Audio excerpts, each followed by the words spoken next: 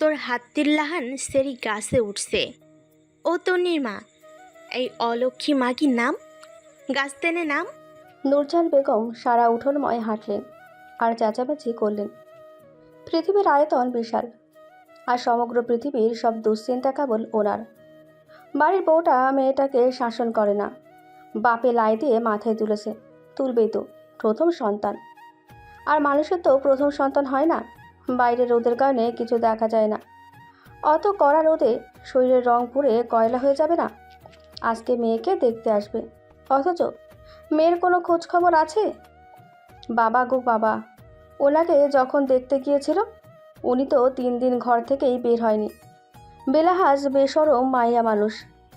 এখনকার মেয়েদের লাজ লজ্জা বলতে নাই। নূরজাহান খুঁজে খুঁজে এবার একটা লম্বা লাঠি নিলেন। তারপর পেয়ারা গাছের আগায় বসে থাকা তন্নির পিঠে ঠাস করে একটা দিলেন। তন্নি কুঁজো হয়ে জোরে বকে উঠল। বুড়ি! ওর চিৎকার বাড়ি পর্যন্ত গেল না। বান্ধবীকে মারতে দেখে শিলা তড়িঘড়ি নেমে এলো। তন্নির দাদির বিশ্বাস নেই ওকেও একটা দিয়ে দেবে, কথার আগে হাত চলে। নূরজাহান ফের ফুঁসে বললেন, মাগি, তোরে আজকে লাঙ্গের বাড়ি থেকে দেখতে আইব। তুই একটু সাজগোজ করবি। ড্যাং ড্যাং করে গাছে উঠছস কেন? তন্নি গাছ থেকে কটমট করে জবাব দিল, তোমার অত শখ, তুমিই করো বিয়া, আমি করতাম না বিয়া। তবা তবা, ও মইনুল রে, তোর মাইয়া পাগল হইয়া গেছে। শিলা আহামক চোখে তাকিয়ে রইল।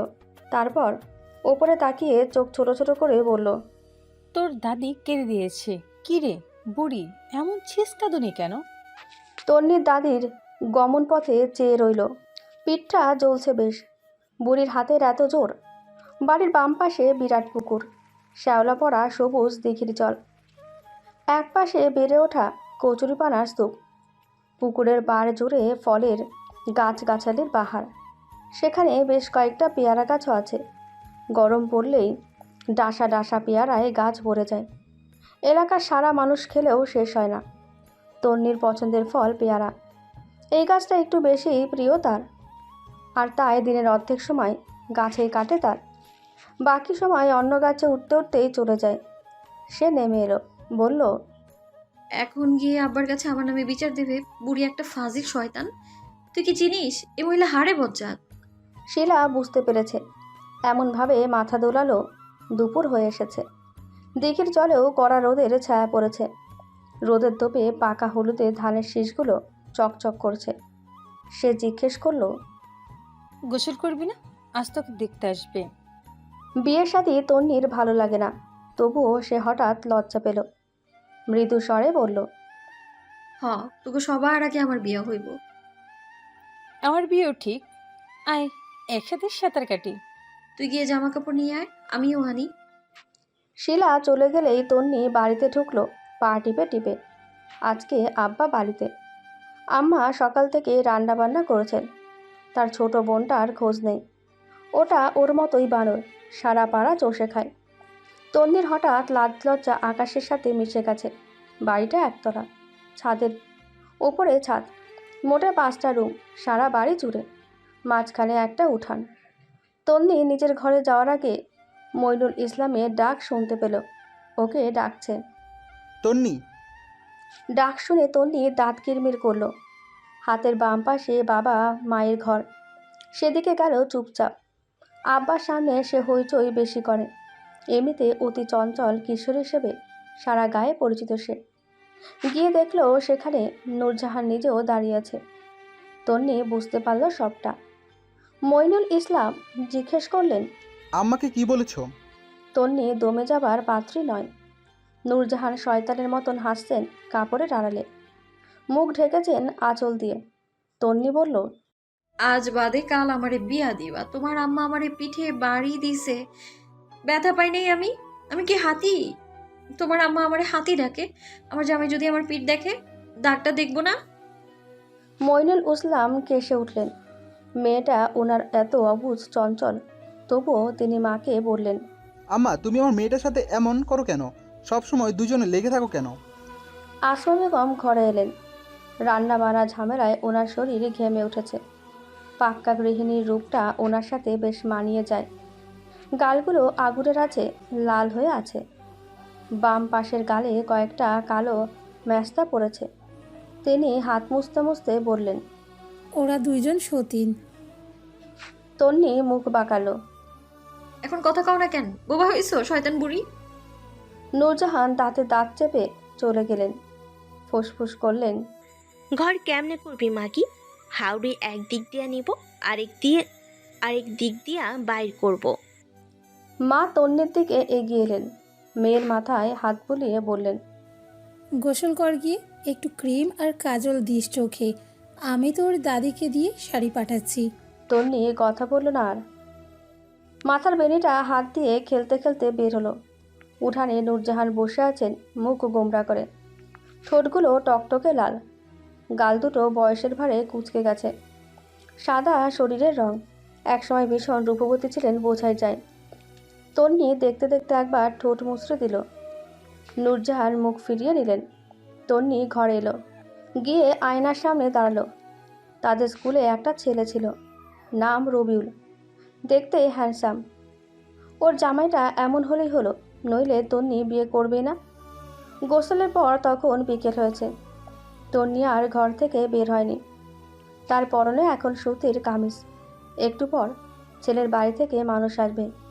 পছন্দ হলে তারপর বিয়ে। তন্নির বুক গলাসহ সব কাঁপছে। জলের তেষ্টায় জীবন তেনা তেনা হয়ে যাচ্ছে। সেই দুপুর থেকে নূরজাহান এমুখী হননি। করুক গোসা, তার কি? সে এখন বিয়ে করবে, তারপর জামাইয়ের সাথে আরামে দিন কাটাবে। শান্তি। কোথা থেকে দৌড়ে শিলা ঘরে ঢুকলো। তন্নি ওকে দেখে বলল। আয় এখানে বস। শিলা হাঁপিয়ে উঠে বলল। কি শুনেছি জানিস? তোর জামাইয়ের বয়স 28। তন্নি কতক্ষণ বোকার মতো তাকিয়ে থেকে হাতে হিসেব করল। গোনা শেষ হলে বিস্মিত চোখে আকাশ থেকে পড়ল। হায় আল্লাহ, আমার থেকে 12 বছরের বড়। আম্মা, আম্মা। তারপর হুট করে বিলাপ জোরালো সে। এত বড় বয়সের বুড়ো বেটাকে সে বিয়ে করবে না, কিছুতেই না। ও মা, মাগো, দামড়া কোথাকার! ওই ছেলেকে দেখলে তো তন্নি ডরে মরে যাবে। দাদি দৌড়ে ঘরে এলেন। তন্নি মেঝেতে বসেছে। শিলা এক মুহূর্তের জন্য বোকা হয়ে গেছে। নূরজাহান পাশে বসতেই তন্নি জড়িয়ে ধরল। কাঁদতে কাঁদতে বলল। আমি বিয়ে করতাম না, করতাম না। কেন, কি হইছে? ওরে বলদ, কথা ক, হইছে কি? তন্নি আরেকটু জোরে কাঁদল। ও দাদি গো, হ্যাঁ তো বুইড়া বেড়া গো, আমিও তো বুইড়া বেড়ার কাছে বিয়ে বমু না। আসমা বেগম নিজেও দৌড়ে এলেন। মেয়েটাকে নিয়ে উনি কিছুতেই পারেন না। এই তো দুপুরে সুন্দর মতো গোসল করলো, মুখে ক্রিম মাখলো, লজ্জা পেল। এখন আবার কি হয়েছে? তিনি হতাশ শ্বাস ফেলে জিজ্ঞেস করলেন। কি হয়েছে? নূরজাহান বললেন। জামাইরে নাকি বয়স বেশি। তন্নির কান্নার শব্দ আরও বেড়ে গেল। এত বড় পুরুষ যদি আমায় জড়িয়ে ধরে তাহলে তো আমি ভর্তা হয়ে যাব। নূরজাহান কানের কাছে ফিসফিস করে বললেন। ভত্তা হইলেই তো মজা। সরো তো তুমি। নূরজাহানকে সরিয়ে দিয়ে তন্নি আবার কাঁদতে লাগলো। বিয়ে সে করবে না। তাদের স্কুলে তার বয়সী ছেলেটা কি সুন্দর কথা বলে। তন্নির একটুও ভয় লাগে না। 28 বছরের পুরুষ সম্পর্কে তার ধারণা আছে। তার বিশ্বাস এসব পুরুষদের সাথে কথা বলার আগে শরীর কাঁপে। আবার একটা ধমক দিলে তন্নি শেষ। আয় হায়, তন্নির কপালে কেন এত দুঃখ! সে কাঁদতেই থাকলো। মা চলে গেলেন। একটু পর ঠিক কান্না থেমে যাবে, উনি জানেন। আরও কিছুক্ষণ গুনগুন করে কেঁদে তন্নি শান্ত হলো। চোখ ফুলে গেছে। শিলা বোকার মতো তখন থেকেই বিছানায় বসে আছে। তার কপালে আজকে দুঃখ আছে। নূরজাহান সাংঘাতিক মহিলা। সারা পাড়া টই টই করে, এখানের ওখানের খবর রাখে। বয়সটা শিলা জানিয়েছে। জানলে ওর আব্বা আম্মার কাছে গিয়ে 1000টা কান পড়া দেবে। বুড়ো হয়েছে তো কি হয়েছে, দিনে দিনে কুটনামি কমে না।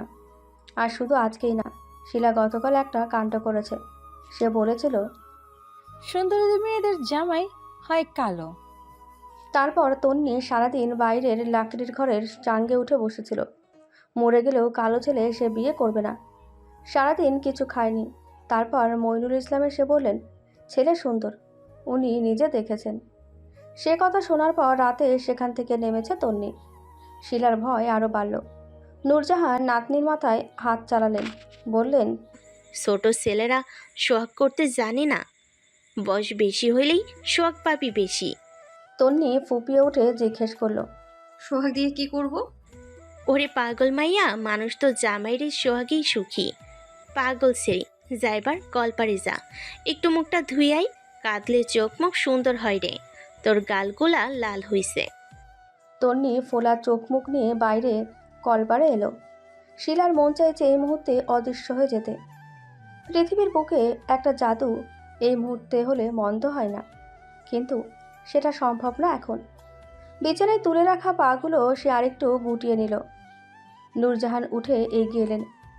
শিলা আগেভাগেই বলে ফেলল, তোর নাতি কাঁদলে জানলে বলতাম না, সত্যি। নূরজাহান চোখ সরু করে জিজ্ঞেস করলেন। তনি কেউ রে পছন্দ করে? শিলা বলল, আমাদের ক্লাসের রবিউলের সাথে ওর খুব মিল ছিল। ওই পোলা এখন কই? পরীক্ষা দিয়া ঢাকা চলে গেছে, গার্মেন্টসে ঢুকছে। তোর কপালে দুঃখ আছে। নূরজাহান আর কিছু বললেন না, মাথা নাড়িয়ে বের হয়ে গেলেন। শিলা হাঁপ ছেড়ে বাঁচল। দমটা লটকে গলায় এসে পড়েছিল। সে এখান থেকে যাবে না। তন্নির মা তার মাকে বলে দিয়েছে তন্নির সাথে সাথে থাকতে, কিন্তু বুড়ি যে হুমকি দিয়েছে। তন্নি একটা শাড়ি পরেছে, গোলাপি তাঁতের শাড়ি, মাথার মাঝ বরাবর একটা লম্বা সিথি, পেছনে চুল খোপা করা, মুখে বেশি সাজ নেই, একটু ফেয়ার অ্যান্ড লাভলি, আর চোখে একটু কাজল, ঠোঁটে সামান্য গোলাপি লিপস্টিক। নূরজাহান কানের পেছনে কালি লাগিয়ে দিলেন। এত সুন্দর মেয়েটা, প্রতিদিন সম্বন্ধ আসে এখান ওখান থেকে, এবারে বিয়েটা হয়ে যাবে। ফোলা ফোলা গালগুলো রোদে পড়লে লাল টকটকে হয়ে যায়। তন্নি এখন বসে আছে একদম চুপচাপ। মেয়েটা কথা ছাড়া থাকতে পারে না এক দণ্ড। আজকে পেট ফুলে যাচ্ছে। সে উদাস চোখে দিঘির জলে তাকিয়ে রইল। বিয়ে হয়ে গেলে পুকুরটার কথা খুব মনে পড়বে। শুনেছে জামাইয়ের বাড়িতে পুকুর নেই, হালকা পাতলা শহরের মতো। তন্নির ভাষ্যমতে কিশোরগঞ্জ শহরই। বাইরে একটা গাড়ির আওয়াজ শোনা গেল। নূরজাহান বেগম বের হয়ে গেলেন। তন্নির হাঁসফাঁস লাগছে, গরম লাগছে হুট করে। পাশে শিলা বসে আছে। সে কোনো কথাই বলবে না। আবার কি না কি হয়। পাত্রের বাড়ি থেকে 5 জন এসেছে। পাত্র, পাত্রের মা, বাবা, মামা আর একটা বোন। আসমা বেগম তাড়াতাড়ি পায়ে ঘরে ঢুকলেন। পাত্রের বাড়ির সবাই আগে মেয়ে দেখবে, খাওয়া দাওয়া তারপর। তিনি মেয়েকে হাড়ে হাড়ে চেনেন। উনি কাছে এসে খুব বুঝিয়ে শুনিয়ে বললেন, আম্মা, ওখানে গিয়ে কোনো কথা বলিস না, বেশি কথা বললে ছেলে তোকে পছন্দ করবে না। তন্নি আশ্বাস দিল। আমাকে বিশ্বাস করতে পারো। শিলা বিড়বিড় করে বলল, ভূতের মুখে রাম নাম। বসার ঘরে সোফায় অতিথি বসেছে। আসমার এক ভাই এসেছে এখানে। মইনুল ইসলামের ভাই নেই। তাছাড়াও এলাকার 2 জন মুরব্বী। দরজার আড়ালে আসমা দাঁড়িয়েছে। উনি ভেতরে যেতে পারবেন না। নূরজাহান একটা বড় করে ঘোমটা দিলেন তন্নির মাথায়। সেটা বুক পর্যন্ত এসে থেমেছে। কিছু দেখা যায় না। উনি বললেন, কারো চোখে মুখে তাকাবি না, নিচের দিকে চোখ রাখবি। তন্নি আজকে রোবটের মতন সব কথা মেনে নিচ্ছে। পৃথিবীর বুকে আজকে জ্যোৎস্নার মতো আশ্চর্য নেমেছে। আর এই আশ্চর্য কতক্ষণ থাকবে তা বলা মুশকিল। সে বলল, আচ্ছা। এদিকে তার শরীর কাঁপছে থরথরিয়ে। ওকে এনে বসানো হলো একটা চেয়ারে।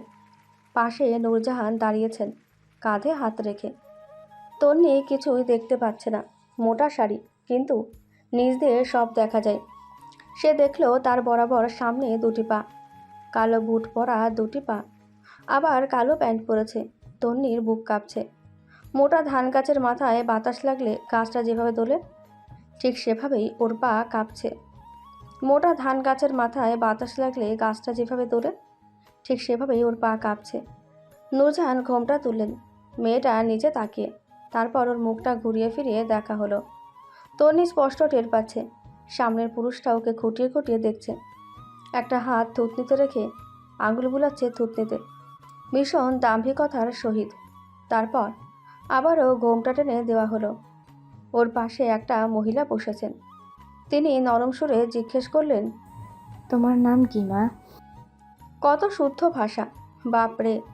তন্নি জবাব দেয় না। সে ভীষণ বাধ্য মেয়ে। মায়ের কথা অমান্য করার প্রশ্নই আসে না। উনি আরেকবার জিজ্ঞেস করলেন। আসমা বেগম মুখে আঁচল চেপে দাঁড়িয়ে। পাত্রের মামা অতিষ্ঠ হয়ে বললেন, মেয়ে বোবা নাকি? তন্নির মামা উত্তর দিলেন, বোবা হলে কান কেটে ফেলে দেব। উপস্থিত সবাই হেসে ফেলল, শুধু একজন ছাড়া, 28 বছর বয়সী যুবকটা বাদে। পাত্রের মা আবারও বললেন, কথা বলছো না কেন? নূরজাহান কাঁধে চিমটি দিলেন, হাসি মুখে বললেন। বল দাদু। তন্নি রাগঢাক রাখল না, বলে বসল। আমার আম্মা না করেছে কথা বলার জন্য। আসমা বেগম ঠাস করে কপাল চাপড়ে দেওয়ালে মাথা ঠুকে দিলেন। নূরজাহান কাঁধে আরেকটা চিমটি কাটলেন। ছেলেটা এদিকে তাকিয়ে সরাসরি চিমটি দেওয়া হাতটাও দেখল সে। তারপর নূরজাহানের মুখে তাকালো চোখ তুলে। বুড়ি থতমত খেল, হাত সরিয়ে নিল। বিয়ে তো এখনো হয়নি, এই ছেলে এভাবে তাকাই কেন? বাকিরা আরেকটু হেসে শান্ত হলো। পাত্রের মামা বললেন, বোকা কিন্তু বোবা না। আরেকজন বললেন, একটু দাঁড়াও মা, চুলগুলো দেখি। নূরজাহান ওকে দাঁড় করালো। তারপর ঘোমটায় হাত রাখলো। তন্নির ভালো লাগছে না, চুলগুলো বহু কষ্টে বেঁধেছে সে, এখন আবার খুলবে? সমস্ত আয়োজন শেষ। ঘোমটাটা কপাল পর্যন্ত উঠে গেল।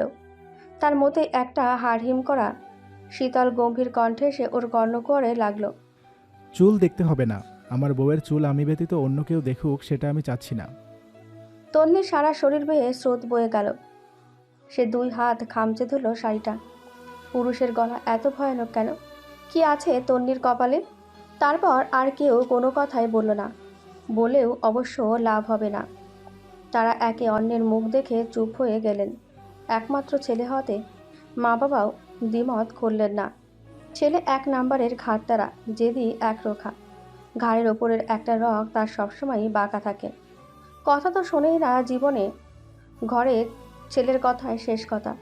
বিয়ের জন্য মা মাথা খেয়ে ফেলেছেন বহুদিন ধরে, রাজি হচ্ছিল না। যদিও শেষমেশ রাজি হয়েছে, কিন্তু মেয়ে দেখতে যাবে না। কত কসরত করে তাকে এখানে আনা হয়েছে সেটা বলার অপেক্ষা রাখে না। তন্নিকে আবারও বসানো হলো। তন্নি ঘোমটার নিচে শ্বাস ফেললো বড় করে। নাকের শ্বাসের তোপে ঘোমটার কাপড় নড়ে উঠল। ছেলের মামা সেটা সূক্ষ্ম চোখে পরখ করলেন। মেয়ে যে কিছুটা বোকা তা তিনি আবিষ্কার করে ফেলেছেন। বলা বাহুল্য, ভদ্রলোক একসময় বেশ মেধাবী শিক্ষার্থী ছিলেন। তিনি বললেন, আরবি কিছু পারো? নূরজাহান জবাব দিলেন, পারে, আমার নাতনি সব পারে। পাত্র হিসেবে বসে থাকা রোবট ছেলেটা ফের নূরজাহানের দিকে তাকালো, আগের মতোই খুরখার তীক্ষ্ণ দৃষ্টিতে। নূরজাহান পুনরায় থতমত খেলেন। ঠোঁটের ভেতরে দাঁতগুলো কিরমির করলেন। দুধের বয়সী ছেলে ওনার দিকে তাকাচ্ছে কেন এভাবে? বিয়ে তো এখনই হয়নি, হলে কি করবে? উনি দুশ্চিন্তায় পড়েছেন। রোজিনা বেগম পুনরায় মুখ খোলার আগেই ছেলেটা বলল, আমি ওর সাথে আলাদা কথা বলতে চাই। এবার শিলা চমকে তাকালো। কোথাকার কোন ছেলেকে নিয়ে এসেছে কে জানে? ছেলে মেয়ে আবার আলাদা কথা বলে কিভাবে? তাদের গায়ে এসব কখনো হয় না। আদব কায়দা নেই নাকি? এটা আবার কোন পৃথিবীর নিয়ম? ওদের সবার কাছে কথাটা জমিনে দাঁড়িয়ে থাকা আকাশ ধরতে যাওয়ার মতন ঠেকল। নূরজাহান ত্যক্ত হয়ে বললেন, কিসের কথাবার্তা? আমাদের এখানে কথাবার্তা হয় না। আমাদের এখানে হয়। তন্নি কাঁধের ওপর রাখা দাদির হাতটা ঘামচে ধরল। নূরজাহান ঝুঁকে এলেন। তারপর আবারও তন্নির ভয় দেখে বললেন, আমার নাতনির কোনো সমস্যা নাই। সমস্যা থাকলেও সমস্যা নেই, আমার কাছে সমস্যার কোনো সমাধান নেই। এই ছেলের সাথে কথায় পেরে ওঠা অসম্ভব। নূরজাহান বুঝতে পেরেছেন এতটুকু। তন্নি তখন কাঁপছে, পাগুলো থরথর করছে। সে ফিসফিস করে আওড়ালো, তোমাদের আগেই বলেছিলাম। ও দাদি, এ ছেলের কাছে আমি বিয়ে বসবো না। মা গো মা, কেমনে কথা কয়! নূরজাহান আশ্বাস দিলেন। থাক, ডরাইস না, আমিও তোর লগে যামো। তন্নি আর কথাই বলল না। তার গলাটা কাঁপছে। একা একা কি বলবে? ওদেরকে পাঠানো হলো তন্নির ঘরে। নূরজাহানের সাথে তন্নি হাঁটছে, পিছু পিছু পাত্র ছেলেটা। ঘরে গিয়ে দাঁড়ানোর পর ছেলেটা বলল, আপনি যাবেন না? নূরজাহান গো ধরলেন। এতক্ষণের জেদ বের করে বললেন, আমি গেলে আমার নাতি ভয় পাইব। বিয়ের পরেও রাতে নাতির সাথে থাকবেন? কি লাগাম ছাড়া মুখ, বাবা গো বাবা। তিনি ফুঁসে উঠলেন এক প্রকার। ওই পোলা, তোমারে তখন থেকে দেখতেছি খালি, এত ভাব কিসের? একটু বাইরে গেলে খুশি হতাম। নূরজাহান আরেকবার পরাজিত হয়ে চোখ রাঙালেন। ছেলেটা ভয় পেল না মোটেই। বুড়ি ক্ষণে ক্ষণে আশ্চর্য হচ্ছে। এতটাই আশ্চর্য যে ওনার এখন ছেলেটার মাথা ফাটিয়ে দিতে ইচ্ছে করছে। তিনি তন্নির কানে কানে বললেন, আমি দরজার পেছনেই আছি, ভয় পাস না মাগি, সাহস রাখ, নাইলে জামাই টাইট দিতে পারবি না। তন্নি থরি ভয় পায়। তার একটু অস্বাভাবিক লাগছে, অস্বস্তির হচ্ছে, কিন্তু অস্বস্তি কী জিনিস সেটাই সে জানে না এখনও। তার উল্টোপাল্টা লাগছে আর কি, সবটা। আর না হলে কিচ্ছু না, সেটা বয়সে একটু বড় বলে, নয়তো ওর সমবয়সী থাকলে এতক্ষণে সে নিজেই আলাপ জুড়ে দিত। মুখ বন্ধ করে থাকা যায়? এর থেকে কষ্টের কাজ পৃথিবীতে আছে? ছেলেটা বিছানায় বসলো তন্নি নিজেও। ঘোমটার কারণে তার মুখ দেখা যাচ্ছে না। এটা একটা বিরাট সুবিধা ওর জন্য। বেশ মজা খেলা তো। মুখ দেখছে না যেহেতু, তাই সে ঘোমটার নিচে সব করতে পারবে। তন্নি একটু হেসে নিল দাঁত বের করে। তারপর মুখ ভেঙচি কাটল। কি আনন্দ! ঘোমটা দিয়ে বসে থাকলে এত মজা, ও তো জানতই না। তন্নি হাতটাও ঘোমটার নিচে নিল। তার মধ্যেই তার পাশে বসে থাকা লোকটা জিজ্ঞেস করলো, তোমার নাম কি? তন্নি ভয়ে কেঁপে উঠল। রোবটের মতো গলার স্বর, কি গমগমে। সে নড়ে চড়ে সোজা হয়ে বসে বলল, তন্নি আফরোজা। তার পরের বাক্যটা এলো আদেশ সমেত। তন্নি অবশ্য এক বাক্যে ঘোমটা সরিয়ে দিল। এক ঝটকায় সেটা সরে গিয়ে সম্পূর্ণ মাথা দৃশ্যমান হলো। কাজলে আবৃত দুটো চোখ সরাসরি আঁচড়ে পড়ল সামনে বসে থাকা অতি সুদর্শন পুরুষটার দিকে। ইন করা স্কাই ব্লু রঙের শার্ট, গুড়ানো তার হাতা, কালো লোমে আবৃত হাত, বাঁ হাতে একটা রোল্যাক্সের ঘড়ি। বসার কি দারুণ ভঙ্গিমা। প্রথমবারের মতো দুজনের চোখাচোখি হলো একই সাথে। তারপর হুট করে জানালা বেয়ে বাতাস আসা শুরু হলো, আর তন্নির জগৎ এলোমেলো হয়ে এলো। বক্ষ স্পন্দনে আন্দোলন শুরু হলো। শরীর ঘেমে উঠল অজানা সুখে। ব্যাটাতে দেখি জব্বর সুন্দর। মইনুল ইসলাম ঠিক বলেছেন, তন্নির পছন্দ হয়েছে। সে হাঁ করে কতক্ষণ চেয়ে থাকলো। ছেলেটার গলায় শব্দ করলো। তন্নির ধ্যান ভাঙল। সে মুখ ঘুরিয়ে নিল, জানালার দিকে উঁকি দিয়ে দিঘির জলে তাকালো। খুশিতে নিজের ঠোঁট কামড়ে ধরল। নাচতে মন চাইছে, কিন্তু এই মুহূর্তে সেটা সম্ভব না। তন্নি খেয়াল করেছে লোকটার কপালে হাজারখানেক ভাঁজ। খুবই বিরক্ত সে, তাই শান্তই থাকলো, কিছু বলল না। আবারও ছেলেটাই বলল, আমি Trinoy Siddiqui. Do you want to know anything about me? Tonni ইংরেজি বোঝে, কিন্তু এটা বুঝতে পারল না বিদেশি ব্যাটা এত ভালো ইংরেজিও জানে। সে বিড়বিড় করল, ত্রিনয়। সুন্দর নামটা, ওর নামের সাথে মিলেছে। তন্নি আস্তে করে বলল, আমি তো ইংরেজি পারি না, মুখে বললে বুঝতে পারি না, পড়লে ধরতে পারি। ত্রিনয় শুনল, কিন্তু জবাব দিল না। উল্টো জিজ্ঞেস করলো, তুমি কেঁদেছিলে? তন্নি আর মাথায় ঘোমটা টানল না, চিবুক নামিয়ে বলল, হ্যাঁ একটু। নূরজাহান এপাশে বুকে হাত দিয়ে দাঁড়িয়ে আছেন। কখন কি বলে বসে কে জানে। ওনার কলিজাটা ধুকপুক করছে। ত্রিনয় পুনরায় জিজ্ঞেস করলো, কেন? পাত্রের বয়স শুনে, পাত্রের এত পার্থক্য বলে। লোকটা বোকার মতো বলল, বয়স? আমি বুড়ো? তা নয় তো কি। ত্রিনয় রাগে দাঁতে দাঁত চাপল, উচ্চারণ করলো কর্কশ কণ্ঠে, স্টুপিড। তন্নি শুনেও উত্তর দিল না। এত তর্ক কখনোই করা যাবে না, সময় হোক। ছেলেটা উঠে দাঁড়ালো, পকেটে হাত গুজে আরও কতক্ষণ তার দিকে ভ্রু কুঁচকেই তাকিয়ে রইল। তন্নি তখন বেশ বিরক্ত। সে মনে মনে পণ করল বিয়ের পর একটা বেলুন কিনবে, সেটা দিয়ে বেলে বেলে গুটানো কপাল সোজা করে দেবে। একটু সুন্দর আর তন্নির পছন্দ হয়ে গেছে বলে, নয়তো বিয়েটা সে নিজেই ক্যান্সেল করে দিত। প্রথম জন বলে তন্নি মেনে নিল। অবশ্য ছেলেটা ভালো আছে, কি সুন্দর আলাদা দেখা করার কথা বলল। নইলে তন্নি একবারে বিয়ে ছাড়া মুখটা দেখতেও পারত না। এখন থেকে বিয়ের আগ পর্যন্ত সে সারা পাড়া রটিয়ে বেড়াবে। তার জামাই সুন্দর, ভীষণ সুন্দর, মাথায় কালো ঘন অনেকগুলো চুল, মুখে খোঁচা খোঁচা দাড়ি, লম্বা খাড়া নাক, কি ভীষণ কঠিন চিবুক। কপালে ভাঁজটা জনাবের সৌন্দর্য আরও বাড়িয়েছে। সে আরও একবার খুশি হলো। চেহারায় একটা তিলও আছে। তন্নি আর কথা খুঁজে পেল না। লোকটার চেহারায় আরেকটু খুঁটিয়ে খুঁটিয়ে দেখতে মন চাইছে, কিন্তু ব্যাটা যেভাবে তাকিয়ে আছে তাতে তন্নি এমনিতেই মরে যাচ্ছে লজ্জায়। দেখবে কিভাবে? সে কথা খুঁজে না পেয়ে বলল, লোকে বলে আমি নাকি একটু পাগল। ত্রিনয় আরও কতক্ষণ তাকিয়ে থেকে তারপর ধীরে সুস্থে জবাব দিল, ঠিক করে নেব। ওর পছন্দ হয়েছে, তার মানে বিয়ে এখানেই কনফার্ম। ত্রিনয় আর দাঁড়ানোর প্রয়োজনীয়তা অনুভব করে না। সে এক পা পিছিয়ে গিয়ে মুখ ঘোরায়। সঙ্গে সঙ্গে তন্নি এদিকে তাকালো। মুখটা না দেখুক, পিঠটা তো দেখতে পারবে। লোকটার দেহ কি বিশাল, বাপরে। দরজার একটা কপাট বন্ধ। সেখানে কান পেতে দাঁড়িয়ে আছে নূরজাহান। ত্রিনয় বুঝতে পারে বেশ, তাই সে আস্তে করে এগোয়। পায়ের জুতোই শব্দ হয় না। তারপর এগিয়ে গিয়ে ধপ করে দরজাটা মেরে দিতেই নূরজাহান চেঁচিয়ে উঠলেন, ও মা গো। তন্নি নিজেও চমকে উঠল। সে নিচে তাকালো, মেঝেতে পড়ে থাকা নূরজাহানকে দেখতে। নিশ্চয়ই হাড় ভেঙেছে, অথচ মেঝেতে কেউ নেই। তন্নি আরেকটু উপরে চোখ তুলল। উনি পড়ার আগেই খপ করে ধরেছে ত্রিনয়। বুড়ি বেশ ভারী, ফলে ত্রিনয়ের সাদা চামড়া ভেদ করে নীল রগ ফুলে উঠেছে। তন্নি আশ্চর্য হলো, এরা স্বামী স্ত্রী নাকি? কি রোমান্টিক হিন্দি সিনেমার দৃশ্য, ওরে বাপরে। তারপর বিড়বিড় করলো, কি শক্তি গো বাবা। নূরজাহান নিজেও পড়ে গেছেন ভেবেছে।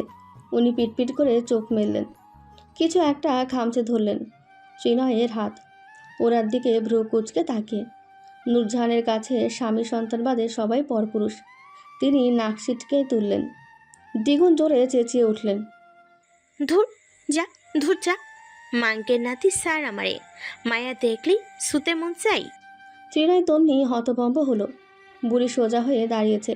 তন্নি মুখ ভেঙচি কেটে বলল, কি মাইয়াডা গো, হ্যাঁ যুবতী, বুড়া বয়সে যৌবন উতলায় উঠছে। ত্রিনয় সেটা শোনেনি। সে নিজের হাতটা দেখল, রক্তের আভাস বের হয়েছে। তারপর ঘাড় ঘুরিয়ে নূরজাহানের দিকে তাকালো, বিদ্রুপের সহিত বলল, তোমার শরীরে কিছু আছে নাকি? আমার শরীরে একটা পশমও দাঁড় হলো না, নিজেকে যুবতী ভাবো। বুড়ি ফুঁসে উঠলেন, তুমি কস কোন সাহসে সম্মান দিয়ে কথা কবি? আমি টাকা দেই, তুমি একটু সম্মান কিনে আনো। বাঙ্গির পোলা, আমারে টাকার গরম দেখাস? তন্নি দ্রুত পায়ে এগিয়ে সে মুখটা চেপে ধরল। তুমি আমার বিয়েটা আর হতে দেবে না? ত্রিনয় বকরু হাসে। নূরজাহানের মুখ বরাবর ঝুঁকে আসে। মাননীয় বুড়ি, একবার বিয়েটা হোক, প্রথম বাসর তোমার সাথেই করতে হবে দেখছি। নূরজাহান হাই হাই করে উঠলেন, ও মায়া গো, কি বেশম পোলা গো, এই বিয়ে হইব না গো, নীলজ্জ রে। তারপর তিনি চলে গেলেন। ত্রিনয় মাথা ঘুরিয়ে তন্নিকে দেখল। রূপসী আছে, কিন্তু মাথার তার ছেঁড়া। এ কোন পাগলখানায় এসে পড়ল সে? দেখা সাক্ষাৎ হওয়ার পর তন্নিকে পাত্রপক্ষ 1001 টাকা দিয়ে গেছে। মহিলারা আলোচনা করছেন মেয়ে পছন্দ হয়েছে। তন্নির বাবা মইনুল ইসলামের কিশোরগঞ্জে কয়েকটা কাপড় ফার্মেসির দোকান আছে। ছেলেকে তিনি সেখানেই দেখেছিলেন। বেশ ভদ্র সভ্য দেখতে। ওনাদের পছন্দ হয়েছে বলে দেখতে আসার তারিখ হয়েছিল। এখন তো আরও পরিষ্কার। ছেলে পক্ষেরও মেয়ে পছন্দ হয়েছে। শোনা গেল ছেলের পছন্দ হয়েছে বেশি, তাই মা বাবার আপত্তি নেই। তন্নির এক ফুপু থাকেন সেখানে, উনিও খোঁজ নিয়েছেন। ভালোই বেশ, দোতলা বাড়ি, ছেলেরা 3 চাচা, সবাই আলাদা আলাদা বাড়ি করেছে। ত্রিনয়ের বাবার বড়সড় ধানের কারবার। ছোট 2টি বোন, একটা এবারে ইন্টারে, আরেকটা পড়ছে ক্লাস 7-এ। বছর দেড়েক হলো ত্রিনয় কলেজের টিচার হিসেবে যোগ দিয়েছে। বাবার ব্যবসাতেও হাত আছে তার। ফ্যামিলি সম্ভ্রান্ত ভালো। এবারে এখান থেকে লোক যাওয়ার পর পাকা কথা হবে। বিয়ের তারিখ, দিনমোহর সব। তন্নি শোনার পর থেকেই আকাশে উঠছে।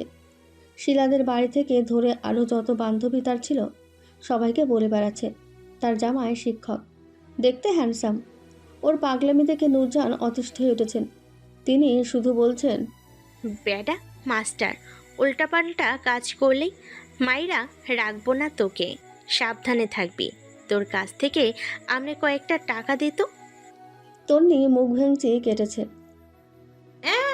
এগুলো আমার বরের টাকা, টয়লেটের মলমূত্র চেন, ওগুলো এনে হাতে ধরিয়ে দেব। তুই যদি গো হাত দিয়ে ধরতে পারিস তাহলে আমি নিলে সমস্যা কি? নূরজাহানের সাথে তন্নির ঝগড়া আদতে কখনো শেষ হয় না। নাতি দাদি সারাটাক্ষণ সতীনের মতো লেগেই থাকে। নূরজাহানের জন্যই বেশ বড়সড় কষ্ট অপেক্ষা করছে। নাতিকে ছাড়া উনি কিভাবে থাকবেন? এখান থেকে ওখানে যাওয়ার তারিখ ঠিক হয়েছে। খুব দ্রুতই তন্নি বিবাহিত হয়ে যাবে। তারপর জামাই নিয়ে বেড়াতে আসবে। তার কতদিনের শখ জামাইকে গায়ের সবগুলো ফসলের মাঠ ঘুরিয়ে ঘুরিয়ে দেখাবে, যেগুলো তন্নির মন প্রাণ মুগ্ধতায় লেপ্টে দেয়, যেগুলো দেখে তন্নির সারাদিন কাটিয়ে দিতে পারে। একদিন হুট করে পাত্রের বাড়ি থেকে কল এলো। মইনুল ইসলাম বেশ সচেতন লোক, গ্রামের মোড়ে মোড়ে ওনার সম্মান, চিন্তাভাবনা বেশ উন্নত ওনার। তন্নি ওনার মেয়ে, আর ঘরের মেয়ে হলো লক্ষ্মী, সম্মানিত নারী। বাজারে কিংবা হাটের গরু নয় যে উনি খদ্দের ডেকে ডেকে মেয়েকে দেখাবেন। পাত্রের সব কিছু পছন্দ হয়েছিল বলে তিনি দেখতে আসায় রাজি হয়েছিলেন। এক জায়গায় মেয়েকে দেখবে এবং সেখানেই বিয়ে হবে। ঘরের রাজকন্যা, হাতের পুতুল না। এতে ওনার মেয়ের সম্মান ক্ষুণ্ণ হবে। হঠাৎ তাই কলটা দেখে তিনি বিচলিত হলেন। গম্ভীর মুখটা চিন্তায় ফ্যাকাশে হয়ে এলো। তিনি ফোন কানে তুলে সালাম টানলেন বড় গলায়। আসসালামু আলাইকুম। শ্রীনয়ের বাবা নিয়াজ মোর্শেদ সিদ্দিকী। তিনি সালামের জবাব দিয়ে বেশ ফুর্ত কণ্ঠে বললেন, বেআইন, আপনি এখনও আসার দিন তারিখ বললেন না। আমি তো বিপদে পড়ে গেলাম। ছেলের পছন্দ হয়েছে। আমার ছেলেটা একটু একরোখা, একবার মেয়ে দেখতে গেছে, সেখানেই বিয়ে করবে। ঘোরাঘুরি ওর পছন্দ না। আপনারা আসার একটা তারিখ বলুন। মইনুল বড় করে শ্বাস চালেন। এতক্ষণ ওনার দমটা আটকে ছিল গলাতে।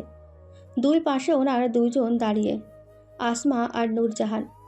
মইনুল হেসে উত্তর দিলেন, আমরা সামনের মাসের 1 তারিখে আসি, আর তো 3 দিন। নিয়াজ মোর্শেদ মেনে নিলেন। আচ্ছা আচ্ছা। নূরজাহান ফোনের সাথে কান লাগিয়ে রেখেছেন, অভ্যাসবশত। কুটনামি করতে হবে না। তিনি ফিসফিস করে জিজ্ঞেস করলেন, পোলা কয় জিগা? মইনুল ভ্রুকুচকে তাকিয়ে থেকে জিজ্ঞেস করলেন, ত্রিনয় বাবা কোথায়? এখানেই কথা বলবেন? বলতে বলতে তিনি ফোনটা ত্রিনয়ের হাতে দিলেন। নূরজাহান খপ করে এদিকের ফোনটা টেনে নিলেন, কানে নিয়ে বললেন, আসসালামু আলাইকুম বাবা। কথাটা অর্ধসমাপ্তই রইল। ওপাশের কাটকাট কণ্ঠটা জানালো, আমি ত্রিনয়। ও মাঙ্গের নাতি, তুমি ভালো আছো? ভালো না থাকলে ওষুধ নিয়ে আসবে। নূরজাহান ফুঁসে উঠলেন। সবসময় তার কথা কস কেন বাপ? তোর কাছে তো নাতি দিমু না। ত্রিনয় বলল, তুমি আছো না, সংসারের অভিজ্ঞতা আছে আমার, চলবে। তিনি পান খাওয়া লাল দাঁত বের করে হাসলেন, টিপ্পনি কাটলেন। সব কিছু চলবো না, আমি পোড়ান। চড়াই আর সামলাতে পারল না। সে হুট করেই কেসে উঠল। বুড়ো লোকদের সাথে কথা বলার সব থেকে বড় ঝামেলা হলো এরা উল্টোপাল্টা ইঙ্গিতে কথা বেশি বলে। 10টা কথা বললে সেখানে 8টাই হবে ভেতরের গল্প, গোপন গল্প। সে নিজের হতভম্ব ভাব প্রকাশ করলো না। জিজ্ঞেস করলো, তোমার নাতি কোথায়? আমার কোলে। বিয়ার পরই তো তুই নিবি। ত্রিনয় সাথে সাথেই উত্তর দিল। রাখছি রাখছি, অজু করতে হবে আমার। নূরজাহান ফোনটা কান থেকে সরিয়ে বোকার মতো চেয়ে রইলেন। আঙুলের সমান ছেলে ওনার সাথে কথা বলতে চাইছে না। এত বড় অপমান উনি সইবেন না। আরেকবার এলে রুজুদের বাড়ির লাল গাভীর গোবর দিয়ে শরবত খাবেন, এই ওনার প্রতিজ্ঞা। খাটটা সাক্ষী থাকলো। মাসের 3 দিন শেষ, সময় ঘনিয়ে এসেছে ওখানে যাওয়ার। এর ভেতরে আর কোনো কথাবার্তা হয়নি। আজ 1 তারিখ। এখান থেকে মোট 12 জন পাত্রের বাড়িতে গেছে পাকা কথা বলার জন্য। তন্নির সেসব নিয়ে মোটেও মাথা ব্যথা নেই। একটা মাথা, অত কিছু ভাবার সময় কোথায়? ভীষণ গরম পড়েছে। পাত্রের বাড়িতে সবার আদর আপ্যায়ন করা হলো। দোতলা বাড়িটায় মোট 12টা রুম। ত্রিনয়ের রুম ওপরে, ওটা বিশাল বড়। তন্নির মামাতো ভাই খুঁটিয়ে খুঁটিয়ে দেখল, ঘরের মধ্যে সব কিছুই আছে, কিছু দিতে হবে না। অবশ্য ত্রিনয়কে দেখে যতটুকু বোঝা গেল সে এসব নেবেও না। চোখ মুখে ঘাড়তারা ভাব স্পষ্ট। বাড়ির ভেতরে ড্রয়িং রুমটাও বিশাল, পাশে রান্নাঘর। এক কথায় সবার পছন্দ হলো। কথাবার্তা শুরু হলো দেওয়া নেওয়া নিয়ে। মইনুল ইসলাম বললেন, আপনারা কিছু টাকা চেয়েছেন, আমার 2টি মেয়ে, আর একটা যদি প্রথম, আমার কোনো আপত্তি নেই। ত্রিনয়ের বাবা কিছু বললেন না, বলবে ত্রিনয় নিজেই।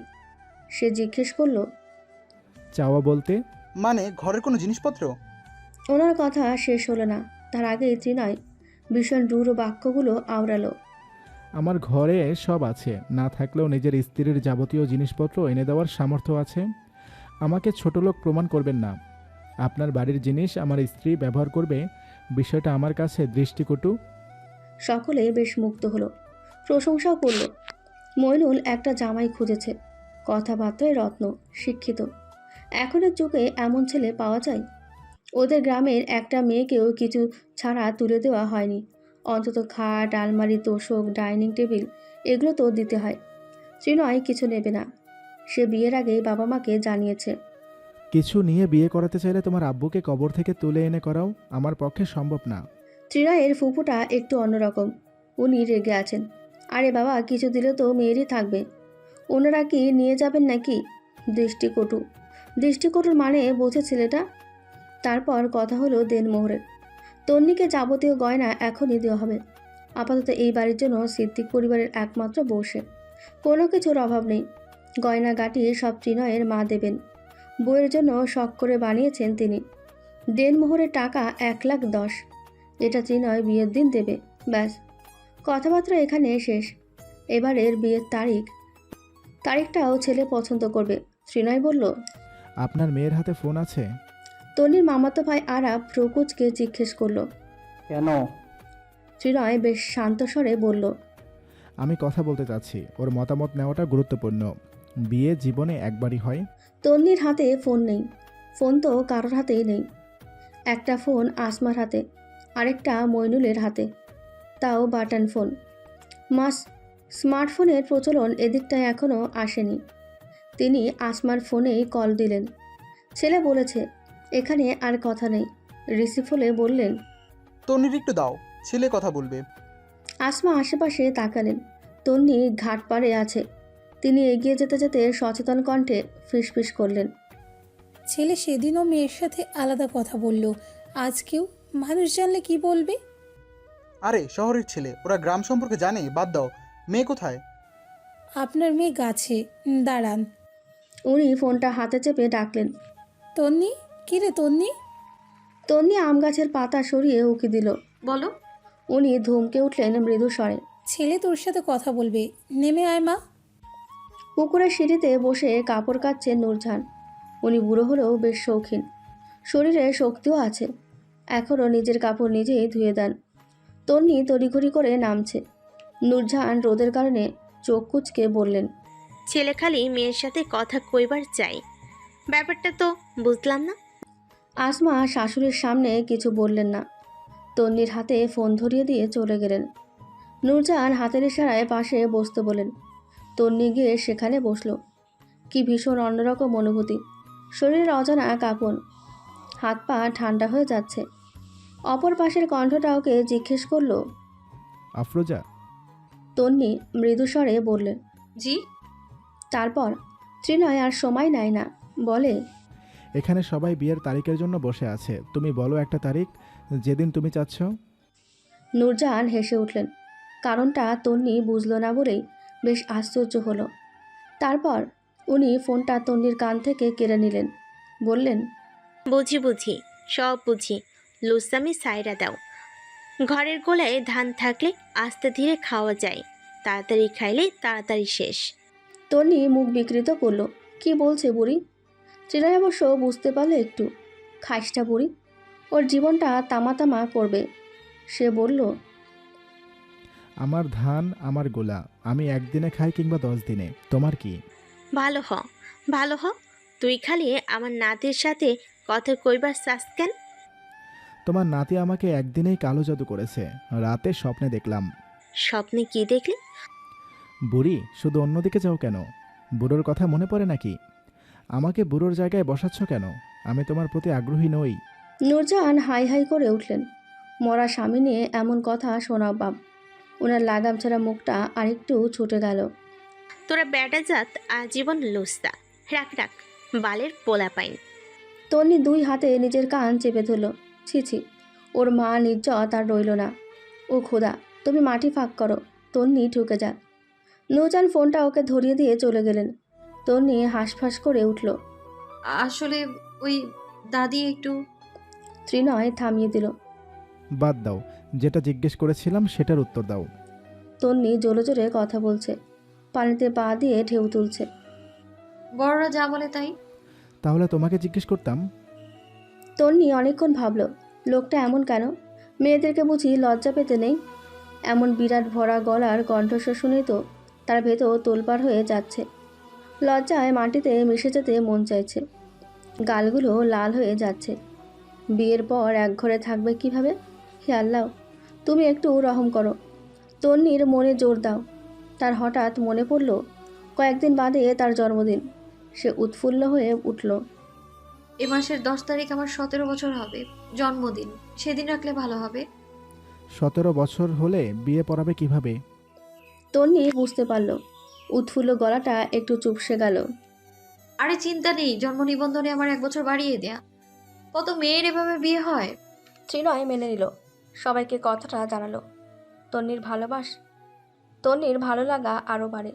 কি সুন্দর ওর মতামত নিল। ইস, অতপর ওদের বিয়ের তারিখ 10 তারিখে রাখা হলো। সুন্দর একটা তারিখ, অক্টোবরের 10 তারিখ, 2010 সাল। বিয়ে ঠিক হওয়ায় পর থেকে তন্নি চিন্তায় পড়েছে ভীষণ। তার আবার চিন্তা না করলে রাতে ঘুম হয় না। জীবনের অতীব প্রয়োজনীয় ঘুমখানা না হলে দুঃখে মরে যাওয়া ভালো। তাই চিন্তা করা ওর রোগ, জাতীয় রোগ। সেটা সারাদিন ভেবে ভেবে একে ওকে জিজ্ঞেস করে নির্মূল করার আগ পর্যন্ত তার মাথায় তার সোজা হয় না। লোকে ওকে এমনি এমনি পাগল ডাকে না, কিছুটা তো আছে মাথার সিট। আজকের চিন্তার কারণটা হলো নতুন সম্বোধন। তন্নির স্বভাব, সে কাউকে আপনি বলতে পারে না। প্রথম দিকেই কিংবা এক দেখাতে সবাইকে তুমি করে ডাকা ওর ছোটবেলার অভ্যাস। তুমি ডাকটা সহজ, মারপ্যাচ নেই, ঘুরানো পেঁচানো ঝামেলা নেই। ঝামেলা হলো আপনিতে। এত কঠিন ডাক জীবনে আর কিছু হয় না। তন্নির জীব কখনো তুমি ডাকে আটকায় না। কিন্তু ওই বাড়ির সবাই ওর শ্বশুরবাড়ির লোকজন, আর তাদের ছোট গ্রামের সবাই শ্বশুরবাড়ির কুকুরকেও আপনি বলেই ডাকে, ননদ এবং দেওরকেও, বয়সে ছোট হওয়া সত্ত্বেও। এটা দিয়ে নাকি আলাদাভাবে সম্মান প্রদর্শন করা হয়। তন্নি অবশ্যই কাউকে অসম্মান করবে না। সে প্রথমে গেল নূরজাহানের কক্ষে। কেবল ত্রিনয়ের সাথে কথা বলা বাদে হবু নববধূর কোনো চিহ্ন পর্যন্ত তার মধ্যে দেখা যায় না। সে চেঁচিয়ে উঠল, সুন্দরী, ও সুন্দরী। নূরজাহান বিছানায় বসে পান সাজাচ্ছেন। উনি তন্নিকে এগিয়ে আসতে দেখে চেঁচিয়ে উঠলেন নিজেও। সতীনের সতীন রে মাগি, 2 দিন পর তোর বিয়া হইব, একটু তো শরম রাখ বেহিয়া। এক দেশের গালি, আরেক দেশের বুলি। নূরজাহানের স্বভাব, এই একটা বিশ্রী গালি না দিলে ওনার শান্তি লাগে না। তন্নি এসে বিছানায় বসলো। একটা পান হাতে তুলে সেটা শুকেই মাথা ঘুরিয়ে বিছানায় পড়ে গেল। চোখ মুখ উল্টে এলো, শুধু একটু ঘ্রাণে। নূরজাহান দেখছেন সবটা। তন্নি হাত পা ছেড়ে দিল। সতীন ডাকবা না, আমার জামাইয়ের 1 ভাগও তোমারে দেব না। পানের গন্ধেই অজ্ঞান হয়ে যাও। বাসর ঘরে পান খাইবা কেমনে? তন্নি লাফিয়ে উঠে বসলো। পান খেতে হয়? যে আমি খাবো না। নূরজাহান মুখের রস ফেলে দিয়ে ঠোঁট বাঁকালেন। জামাইরে বলিস। তন্নি আবারও কতক্ষণ চুপচাপ ভাবতে বসলো। তারপর মাথা নামিয়ে নিল নিচে। পান একটা মারাত্মক জিনিস। গন্ধ শুকে তার বুকের শ্বাস থেমে যায়। খাবে কিভাবে? আচ্ছা থাক, সেসব অনেক দূরের ব্যাপার। আপাতত যেটার জন্য এসেছে সেটা সমাধান হোক। সে জিজ্ঞেস করলো, বুড়ি, তুমি কি দাদাকে কি ডাকতে তুমি? নূরজাহান সদ্য ষোড়শীর ন্যায় লজ্জা পেলেন। মাথাটা নামিয়ে মিনমিন করে বললেন, বইরা। তন্নি রেগে গেল কথা শুনে। আরে বাল, এটা বলিনি। আপনি করে বলতে নাকি তুমি করে? ওনার লজ্জা শেষ। তিনি সব ভুলে হতভম্ব হয়ে আওড়ালো। মুখের ভাষা ঠিক কর মাগি। বিষয়টা এমন হলো, এক চোর আরেক চোরকে বলছে চুরি করিস না। অবশ্য তন্নি কখনো খারাপ ভাষা বলে না। আজকে বের হয়ে গেছে, ওটা আর ফেরত নেওয়া যাবে না। সে মনে মনে তওবা করলো, তারপর মুখ ভেঙচি কাটলো। ওরে ফেরেস্তারে আমার, যা জিজ্ঞেস করছি তার উত্তর দাও। শ্বশুরবাড়ির সবাইকে আপনি করেই ডাকতে হয় বৌদি। আমি তো দাদা 9 বছরের ছোট ভাইকেও আপনি ডাকতাম, ভাইজান কইতাম। অত ছোট ছেলেকে? তন্নির গলায় আশ্চর্যতা। নূরজাহান বললেন, হ্যাঁ, তো দাদারও আপনি বলেই ডাকতাম। সাথের বাড়িতে পাড়া প্রতিবেশীর এক ননদ ছিল, 6 বছর বয়স। ওই মরিচের মতো পিচ্চিকে পর্যন্ত আফা ডাকতাম, বলতাম আপা আসেন। ধুর। বলেই তন্নি সেখান থেকে চলে এলো।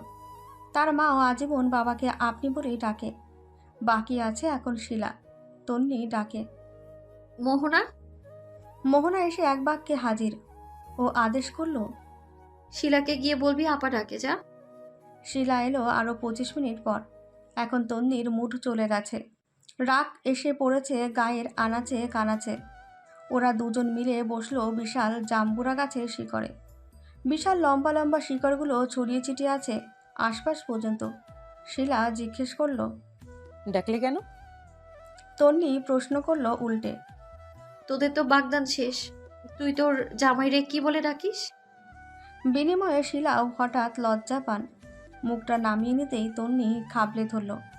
চোখ কুচকে বলল, লজ্জা পড়ে, আগে বল আপনি না তুমি। শিলা ভেঙচি কাটল।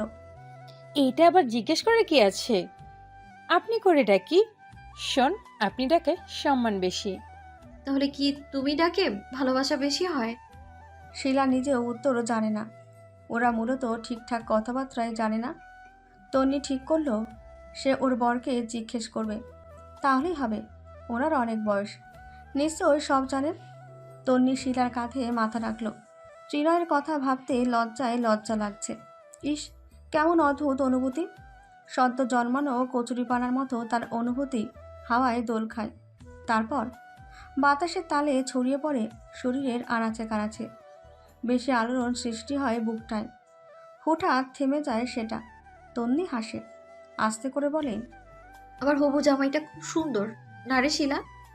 জাম্বুরা গাছের মগডালে বসে থাকা শালিকটা জানায়, হ্যাঁ, তোর চোখে তোর জামাই আজীবন সুদর্শন থাকুক। তোদের একটা সুখ দুঃখের সংসার হোক।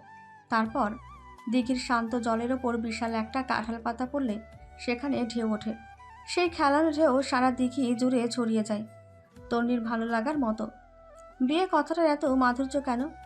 কেন এত ভালো লাগা? কেউ সেখানে মধু খাইয়েছে বুঝি?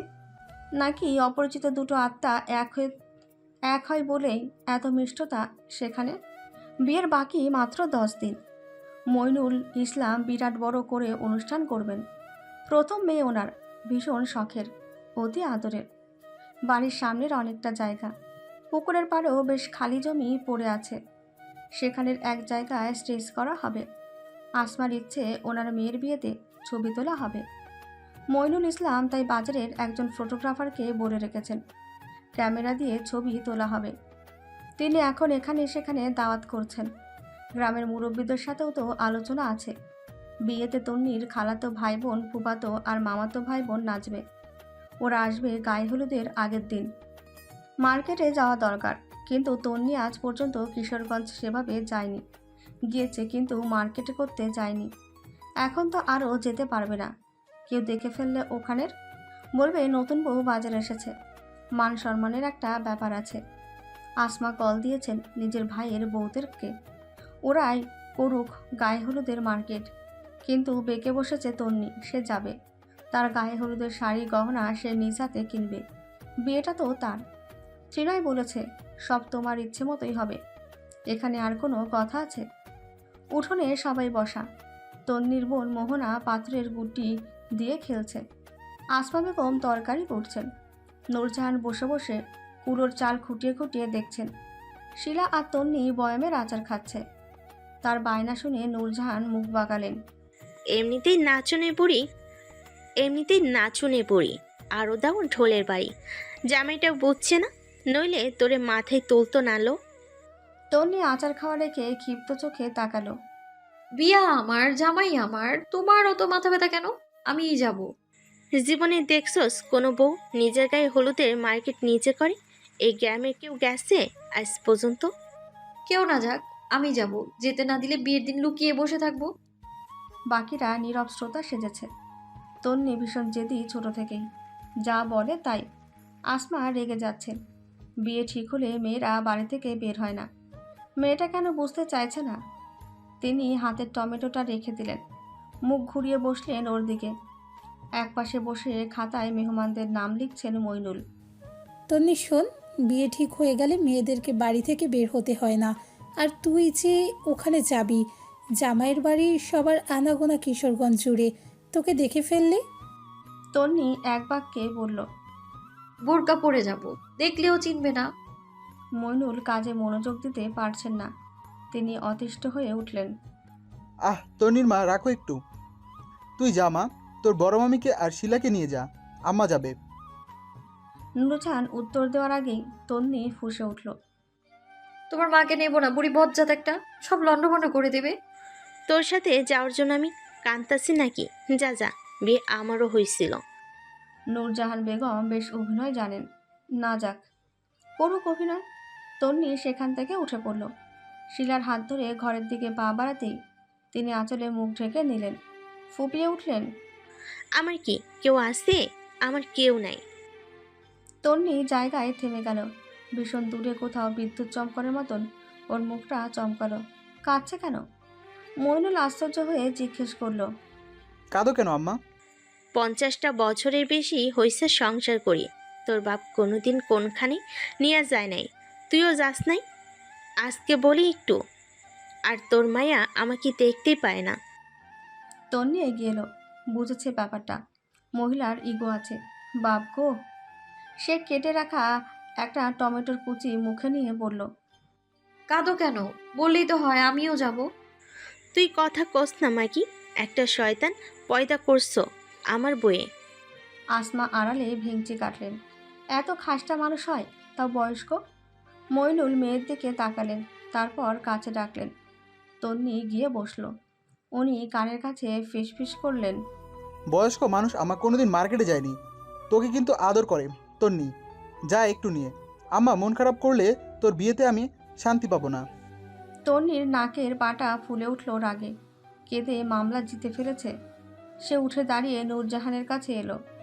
আচ্ছা যাবো নিয়ে, যেভাবে যাওয়ার ভাগ চাইলে সেভাবে বিয়ের পর আমার জামাইয়ের ভাগ চাইবে না কিন্তু। নূরজাহান মুখ ঝামটা মেরে উত্তর করলেন। দুনিয়াতে তোরই একটা জামাই হবে, তোর জামাইয়ের শাওয়ার আদর তুই খা। আমি আদর খাইছি কি সোহাগী গো। তুমি কথা কথা মুখ খারাপ কেন করো? তুমি অত পুকি পোড়া আলাপ করো কেন? শিলা ওকে টেনে নিল। ছি ছি রে তন্নি, আয় আয়, তোর দাদির মুখ বেরিং পাগলার মতো। চালু হলে আর থামে না, আর কথা বলিস না।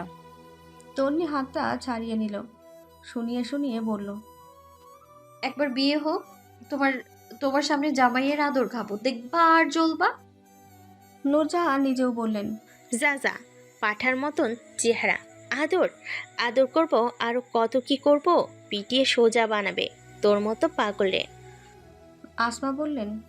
আম্মা, আপনি সব সময় ওর সাথে লেগে থাকেন, এত খোঁচাখুচি করেন কেন? তুই আর কথা কইস না, তুই ছিলে এক পাগল, হইছে আরেক পাগল।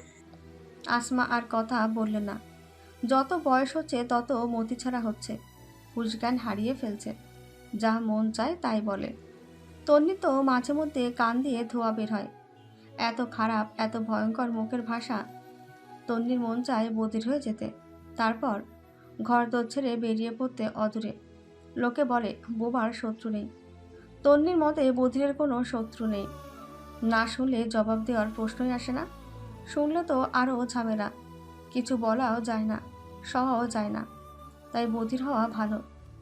শুনলাম না, বুঝলাম না, কিছু বললামও না।